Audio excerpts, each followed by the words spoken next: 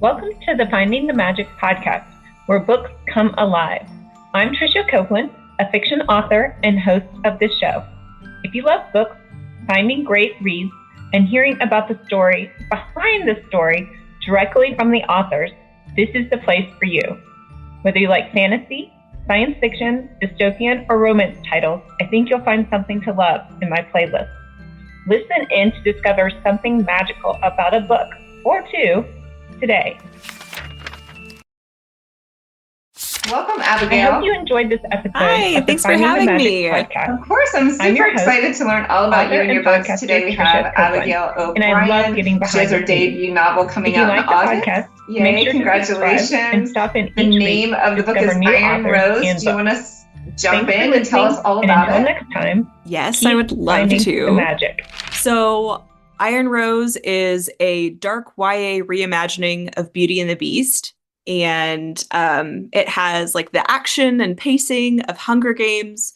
So if you are on a Hunger Games hangover currently after Ballad of Songbirds and Snakes and Songbirds, I should know. Yeah, I read it too, and yes, that Snakes and Songbirds. That one, in whatever order it is. If you're on a hangover from that, this is going to be a great option for you. And it also has some of the feelings of the magic of Uprooted by Naomi Novik. And I am super excited for it to be out in the world. How long? I mean, obviously, writers spend a long time writing this. How long has this been in the works for you? I can laugh about it now. But I started this in high school, like in my office aid periods. And worked on it all throughout college. I was a creative writing major, and I finished it my junior year of college. And then I queried it for several years, and it didn't go anywhere, and it made me very sad. In part because I had like worked on this story, and being in the English department, I came across lots of other writers who did approached writing in lots of ways. And they all seemed to have like a million ideas and they just couldn't get to all of them. And I just had this one idea. And I just kept working on that. And it had my soul. And so to see it not go anywhere for a long time, that was really rough. And so I actually, about 6 years ago, I decided to just shelve it and like writing too, because I didn't have any other ideas. It was just that because I was about to become a mom, and I was like, I just can't be bleeding out emotionally all the time if I'm about to go into this huge new life stage that's going to take a lot. And so I kind of banked those embers, and it was really hard. I mean, this was like a process of a year of like, this has been a dream. I personally believe in like a higher power that I have like a loving relationship with. And so also having that being like, why would you put this in me and then like just let it fester basically? So all of that was like really rough for a long time. And I finally just like banked those embers and was like, I don't know. I'm not saying that I'll never write again. But I'm also not saying that I will write again. So I put that aside, and I parented for 5 years and got really into gardening and spent a lot of time playing my cello and just other creative kind of outlets. But last year, the absolute craziest thing happened. It's straight up like a divine phone call. I got a phone call from a friend who we're not phone call friends. We've worked on projects together. She is such a lovely person. We've never lived in the same state. We have rarely even lived in the same country. We actually met in Scotland. And she called me and was like, hey, so you know how I've always loved Iron Rose? And I'm like, yes, thank you. You've held a candle for it. Like when I feel like even I couldn't hold a candle for it. And she was like, yeah, so I pitched it to this publisher that I know. Oh my goodness. Right? And I was like, oh my gosh, okay. Whenever it's like you're focusing on a phone call or like just really focusing on anything, and then it gets real interesting and it's like the world around you just disappears. It was that where it was like, I'm on the phone. I was like, kind of just like walking around in the spare room, like putting some stuff away and being like, yeah, what's up? Are you stuck at the airport? Like, Why and would then you call me? yeah, and then she was like, yeah, I pitched Iron Rose and they're really interested. Do I have permission to, like, if you send me the manuscript, if you want to, like, I will send it to them. And it was like the whole world disappeared. And I was like, okay, remember how to breathe. Yes. Absolutely.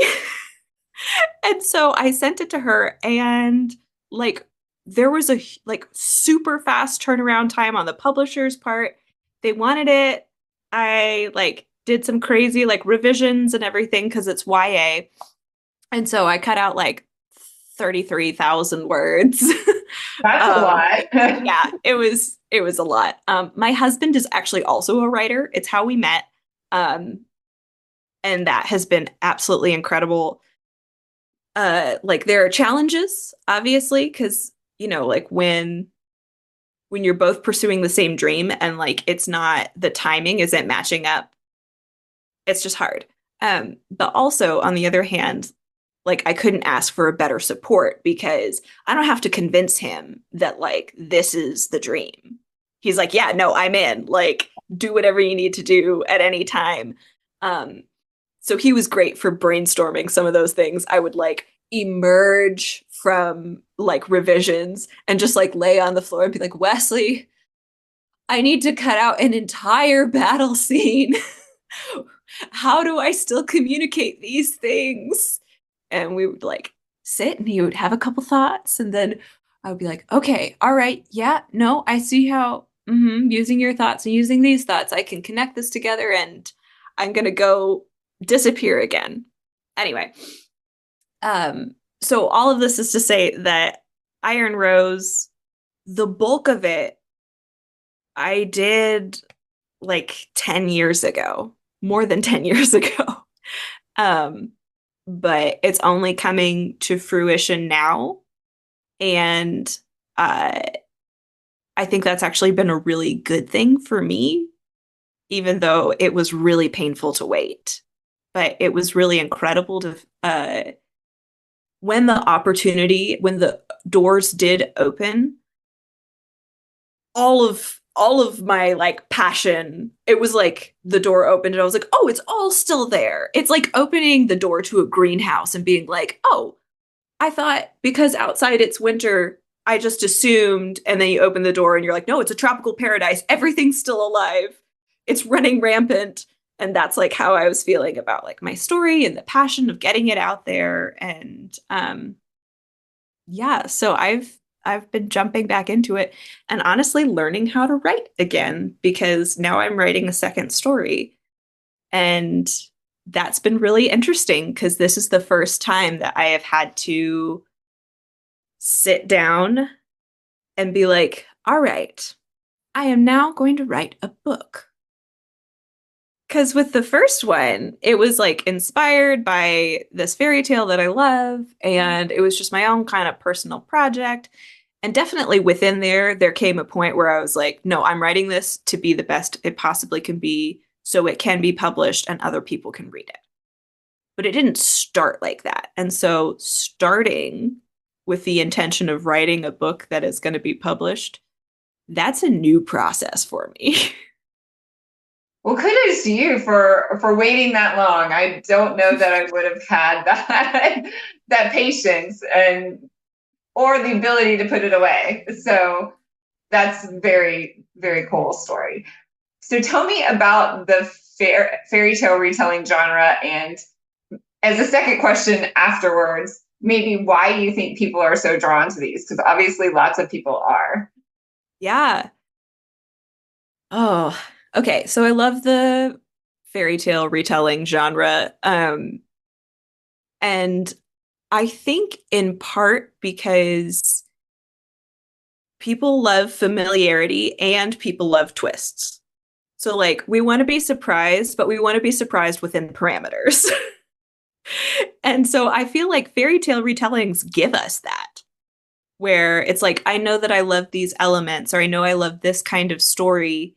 And so, for instance, like Beauty and the Beast, like there's always going to be love, and it's always going to be like a redemptive kind of love. It's going to be a love that like drastically shifts a person's life. And so I think that people can expect that, like, regardless of how different any kind of Beauty and the Beast retelling is from the other, like, you're still going to get these elements that you personally connect with. And then, like, on a whole, I think it's so popular because the reason why fairy tales have endured is because they have these elements that are core about like our society and humanity. And so because they have already endured, they will continue to endure. But I'm trying to think exactly. I'm not going to remember this exact quote, but if you have never read Madeleine L'Engle's nonfiction, so she wrote A Wrinkle in Time, which is what she's most known for, but she actually has a slew of nonfiction, and it's fabulous. But she talks about these archetypes that keep showing up in stories that are true to reality. So there's like the princess, and then there's like the wise old woman. And so it's like there's like parts in us that are beautiful and need to be like loved and protected. And then there are also parts of us that are like wise and can help other people navigate through the world. And then we also all have like the prince in us, which is the one who like goes forth and fights dragons and like goes on adventures and protects people and shifts the landscape around them.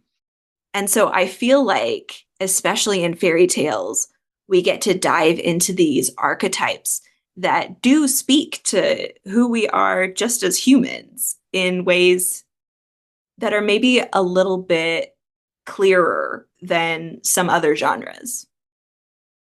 Yeah, I can definitely relate to that. I go back to the same series and I'll watch it. I'll watch, if it's made into a show, I'll watch the show. And then sometimes I'll see the show. Oh, I should read the books. And I'm like captivated by both in different ways. So Tell me about your take on Beauty and the Beast and Iron Rose then. Can you tell us about some of your twists, the premise of Iron Rose? Yeah, absolutely. So Iron Rose first came about because I loved the fairy tale, and I'm a 90s kid, so I grew up on the Disney animated version of Beauty and the Beast. And I loved it. And also, even as a child, I was like, hold up, I have some questions. And so what Iron Rose sprang out of were those questions. So, for instance, I like did the math, and when the enchantress curses the prince, he's 11. Like, she curses him for being selfish and also not letting a stranger into his house when he's 11. I'm like, I don't know. And so I was thinking about like what would be the reason why someone would curse a child? And I'm like, well, it's not good. So this means that they're the villain. So that already shifts things. Because this curse is like not for his betterment. And also the question of like, what happened to the kingdom? Like, we know what happened to the castle, but like, what happened to the kingdom when their ruler disappeared? And then there was this potential villain. And then my question was like, how could someone actually fall in love with a beast? Like, you have to you have to be able to be in the same room as them and not be terrified. And so my answer to like what kind of person could do that is someone who this is not their biggest problem, that they have faced scarier things and that this does not compare. So all of those things together make the premise of Iron Rose, where you follow Lydia, who's the Belle character, who is a captain in a rebel army that is trying to win back their country from this tyrant, the Crimson Lord. There's a lot of mystery around him, but he and his army have thoroughly taken over the country about 10 years ago and have just been destroying it. And then you also follow the Beast, Adam, where he is in like the ruins of the North, and there are many secrets about him. There's a twist about how you break the curse and what the curse actually is. So what you end up with is this like very powerful woman who shows up in the castle and is basically calculating like whether or not she should try to kill the Beast. So that's definitely a different take there. It's a different dynamics, and there are much higher stakes because her whole deal is like she's trying to get back to win a war, to like unite the country and win a war. It's not just personal, it's like on a larger scale what the stakes are. But there are definitely personal stakes as well. That is such a neat, because I would have never thought to think about how old the Beast was cursed. And I don't know that for some reason Beauty and the Beast was never my favorite. Like I liked Snow White, I liked a couple other ones. Beauty and the Beast wasn't my favorite, so maybe that's why I didn't concentrate on it as much. Mm-hmm. But definitely a very cool take, and it sounds like you have all those action pieces going on too. So I can definitely see the Hunger Games, Beauty and the Beast mashup. Yeah, this is basically like Iron Rose is like, what if Belle was Katniss? That's not how I like framed it when I was writing it, but it's helpful for people to understand the kind of Belle character that I'm writing. And is this a medieval world? Are we? Yeah, this is a medieval country. The first in a series of fairy tale retelling standalones that are, interconnected, but you can read it in any order. That is the idea. And so there are a couple other countries on the same continent where these other stories will take place. And they have various levels of technology and magic. The country that all of the action of Iron Rose takes place in is very small and very isolated. And so, and has been actively destroyed for the past 10 years. And so in a lot of ways, it's behind the rest of the continent. Okay. Interesting. So fine. Well, and it sounds like you're going to have a lot of springboards for different fairy tale retellings. Which one are you working on now? I'm writing a gender-bent Sleeping Beauty right now. It's been super fun. The general gist is that a cursed prince and a thread witch have to work together to unravel the magic cursing their country before the Fae take over. Oh. So evil Fae. Interesting.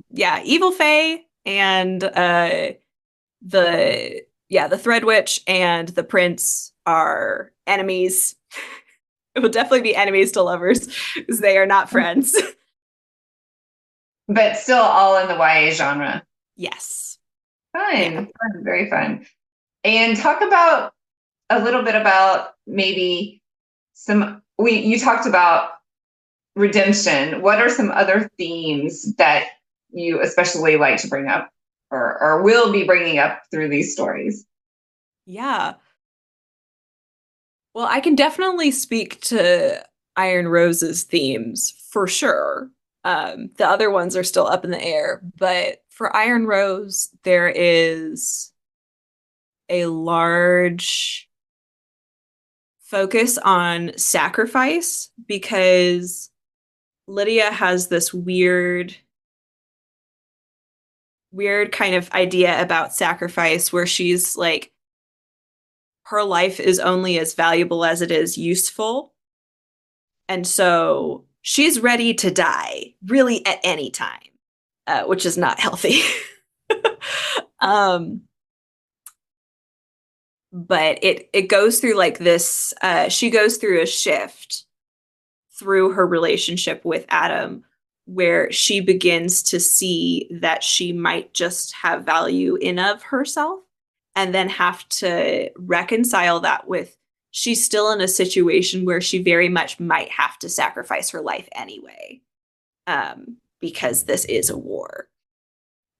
So sacrifice and self-worth, the power of like love and connection breaking the power of shame is a very big theme for Adam.